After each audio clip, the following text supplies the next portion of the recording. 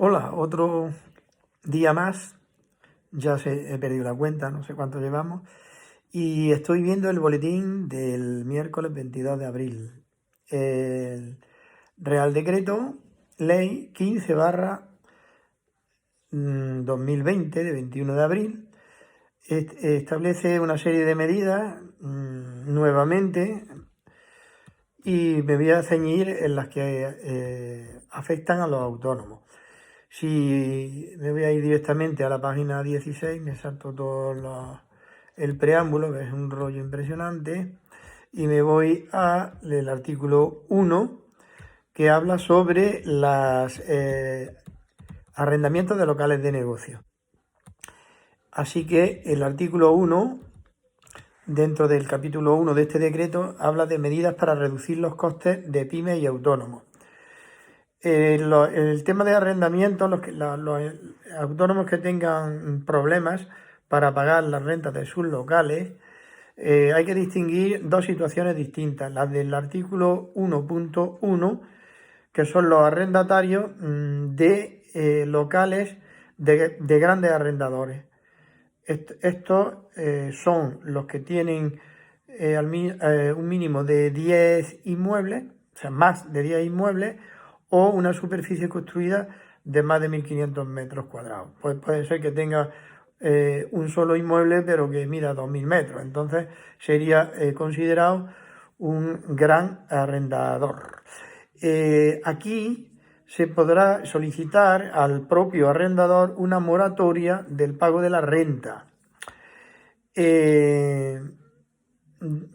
Primero habrá que ver si se llega a un acuerdo, si se ha llegado ya a un acuerdo previo, y si no, el arrendador no se puede negar a que el arrendatario le aplace el arrendamiento. Puede llegar hasta 4 meses de arrendamiento. Lo que dice que para grandes tenedores, el arrendatario, en el plazo de un mes desde la entrada en vigor, cuidado, esto ha entrado en vigor pues hoy o ayer, 21, tendríamos hasta el 21 de mayo para solicitar el aplazamiento del pago. Este deberá aceptarlo sí o sí, a no ser que hubiera alcanzado un acuerdo previo de moratoria anterior. La moratoria en el pago de la renta, esta de la primera modalidad que afecta a los que tienen arrendado a grandes tenedores, será durante el tiempo que dure el estado de alarma y sus prórrogas, y las mensualidades siguientes prorrogables una a una con un máximo de 4 meses. Es decir, que si el arrendatario se empeña, siempre y cuando las circunstancias de su actividad así lo requieran, como puede estar incluso recuperándose más meses, podría a su deseo aplazar 4 mensualidades. Y esas mensualidades las debería de reintegrar en el plazo de 2 años, prorrateándolas en esos 2 años. Si aplazamos 3 mensualidades, pues el importe de esas mensualidades la dividimos en 24 meses y se irían pagando conforme sumándole a la mensualidad ya corriente el fraccionamiento en 24 meses de esa mensualidad. Eso sería la primera modalidad. La segunda modalidad es para los demás, los que son arrendatarios de locales de negocio, pero de personas que no son grandes tenedores. Los que tengan alquilado a organismos públicos también van a entrar en la modalidad que hemos visto anteriormente, ¿no? Bueno, pues la persona física que no tenga arrendado a gran tenedor, sino a pequeños arrendadores, lo que puede solicitar es que una mensualidad o aplicar la fianza que tenga depositada. Para locales de negocio suelen ser 2 meses lo legal, ¿no? El arrendamiento de local suele tener una fianza de 2 mensualidades. Pues se podrían aplicar la fianza al alquiler. Con eso se libera de pagar el alquiler de ese mes o de esos 2 meses.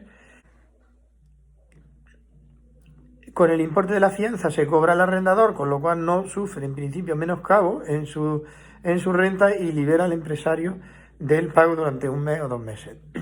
El problema será en arrendamientos muy antiguos, a lo mejor el importe de la fianza era con la renta antigua no le cubre ni una renta, ¿no? Y bueno, esta es la manera de aplazar.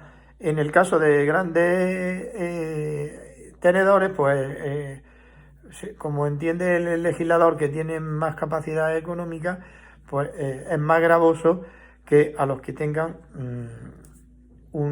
menos posibilidades porque tengan menos inmuebles en alquiler y que no sufran menoscabo. Es la manera que han ideado.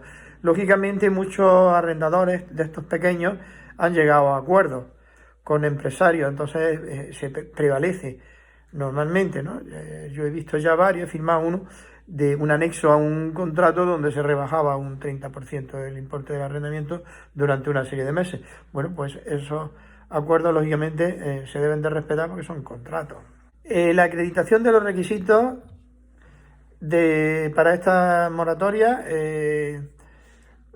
pues es lógicamente estar en alta en el régimen de autónomo correspondiente o en la mutualidad equivalente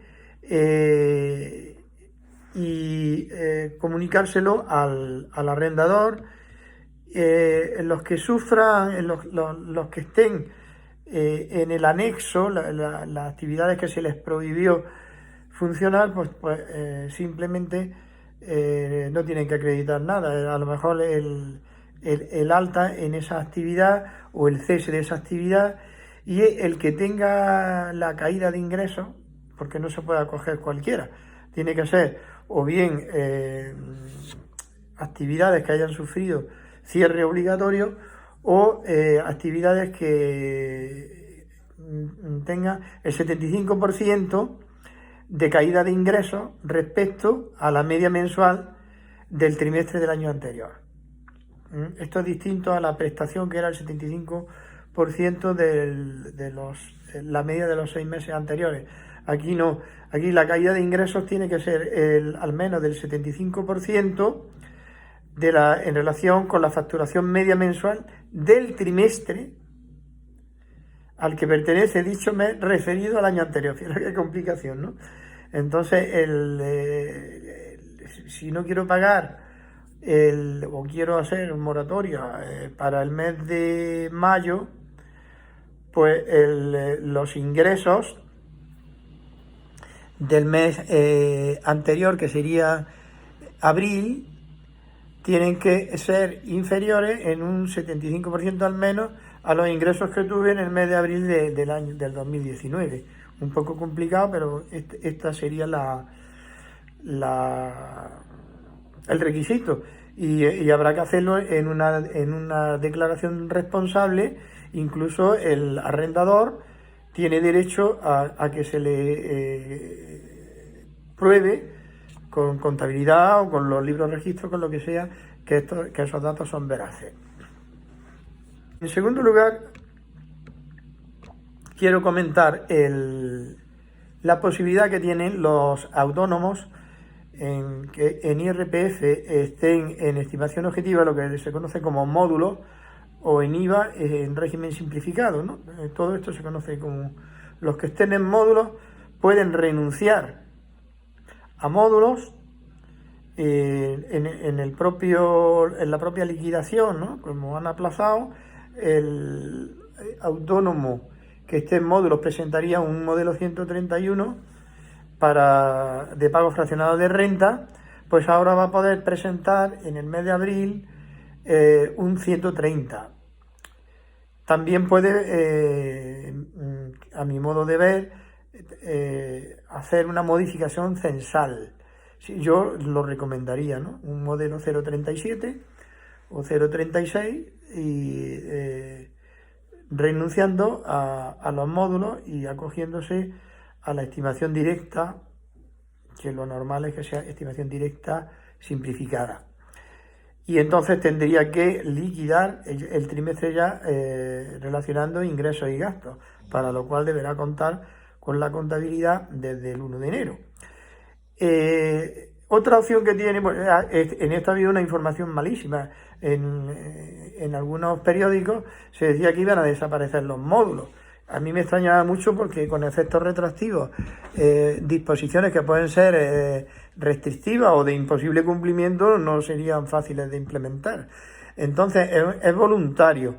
Y el autónomo que esté en módulos puede o bien renunciar a los módulos y tributar por estimación objetiva en renta y en régimen general de IVA, o bien reducir la cuantía de los módulos en la proporción al tiempo que haya estado funcionando. De tal manera que en el primer trimestre, pues no sé si habrá que quitar los 15 días desde que se aprobó el decreto para los que hayan estado cerrados, lógicamente. Desde el 15 de marzo a 30 de marzo, ¿no? Pues unos 75 días sobre 90. Y se reducirían proporcionalmente todos los módulos. Ya depende de qué módulos tienen la actividad, ¿no? Personal empleado, personal titular de la explotación, metros de local, potencia eléctrica contratada, en fin, cada uno de los módulos se reduce en la parte proporcional. Y para el segundo trimestre se va a poder reducir igual. Esto es interesante porque va a reducir la tributación y los pagos fraccionados. Y normalmente no se podía hacer porque había que tributar o liquidar con los datos de primero de año y regularizar al final de año. Pues con este decreto va a permitir poder reducir el módulo a mitad de año para que los pagos fraccionados sean inferiores, ¿no? Y básicamente esas son las medidas que este decreto tiene y que afectan singularmente a los autónomos. Y eso es todo. Muchas gracias.